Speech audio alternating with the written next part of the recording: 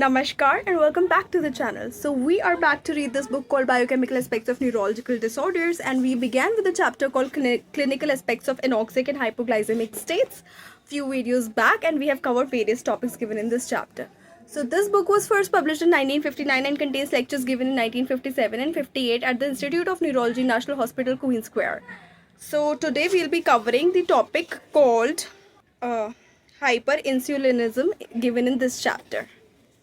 तो ऑथर का इस टॉपिक के अंडर इंट्रोडक्शन में ये कहना है कि चाइल्डहुड में जो है पैनक्रियाटिक हाइपरप्लेजिया एक सिवियर हाइपोग्लाइसीमिया कॉज कर सकता है, यानी शुगर लेवल ड्रॉप हो सकता है, जिससे एक बच्चा जो है रिमार्केबल वे में अडेप्ट कर सकता है, क्योंकि बच्चों की अडेप्ट करने की कैपेसिटी अच्छी होती है. ऑथर ने एक एग्जांपल दिया हुआ है कि एक इन्फेंट का जो है ब्लड ग्लूकोज लेवल जो है 15 to 30 मिलीग्राम पर 100 ml ऑफ ब्लड रेंज कर रहा था, और ये इम्पॉर्टेंट था उस केस में कि रिक्वेस्ट करना ट्रू ब्लड रीडिंग्स का होना इम्पॉर्टेंट था रेदर देन रेंज का लेना, और टोटल रिड्यूसिंग सब्सटेंसेस भी उसमें इम्पॉर्टेंट थे, लेकिन एक प्रॉपर ब्लड रीडिंग का लेना इम्पॉर्टेंट था. क्लिनिकल पिक्चर जो देखी जाती थी वो ओबेसिटी की, डिमेंशिया की, एपिलेप्सी की, और कोई लोकल न्यूरोलॉजिकल साइंस इनिशियली नहीं देखे जा सकते थे. एपिलेप्टिक डिस्टर्बेंसेस जो है कोई भी फॉर्म ले सकती थी, जैसे कि मेजर फिट्स हो गए, माइनर फिट्स हो गए, और फोकल प्रॉब्लम्स हो गई.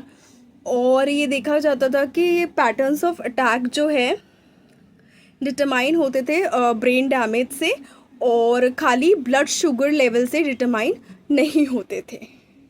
जो अडल्ट्स में चेंजेस हो रहे थे हाइपोग्लाइसीमिया द्वारा वो डिवाइड किए जा सकते थे जनरल फिजिकल में, न्यूरोलॉजिकल में, और साइकेट्रिक टाइप्स में.